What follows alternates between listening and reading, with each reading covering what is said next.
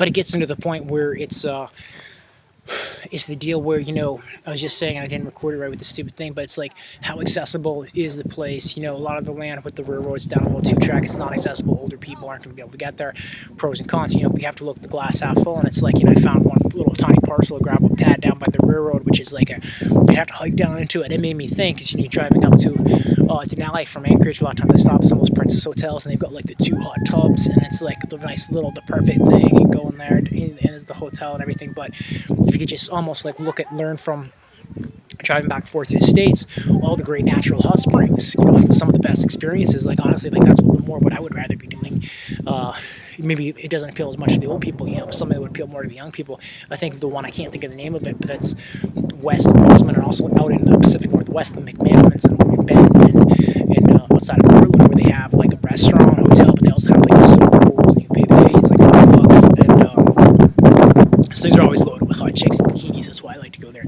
Plus, it's just therapeutic. It's healthy, and Ben does a really good deal with the one they have there. It's very much the outdoor sports culture. People, it's a little bit of bullshit, but it's a good thing. There's nothing. I would rather be there than probably anywhere. So, like, could you recreate that experience?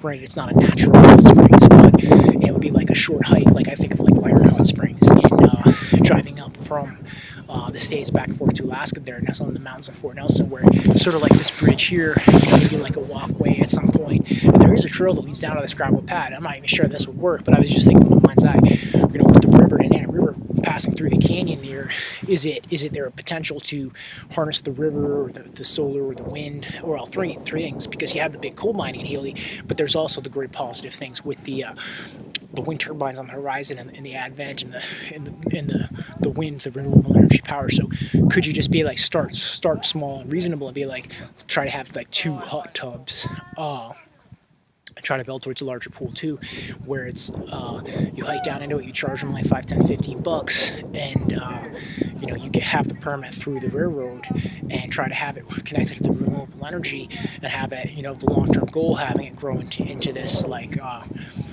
fake natural hot spring type thing. But on the highway between Fairbanks and Anchorage, I talked to some girls in Fairbanks, Wasilla, and even in Anchorage, and it's like I think that's the thing the young people would want to go to. You see so many young people just drive through Denali, I think, and they don't have, because it's so expensive to go in there formally and stuff, the goals with the wilderness and the conservation and all that stuff is it's just sort of like talk in the background for the younger people's generation, and it's more like going to Girdwood and doing the skiing and stuff. But like, if you had like an actual location there, and also like the one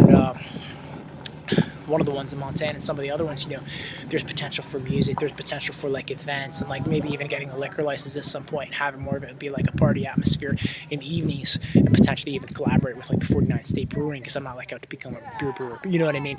I feel like this is just like the gem and the rock star gold diamond in the rough idea for entrepreneurship, where of course, where you can win at that, and it would make that area so much better, and it's a real niche in the market, something I think everyone would go to.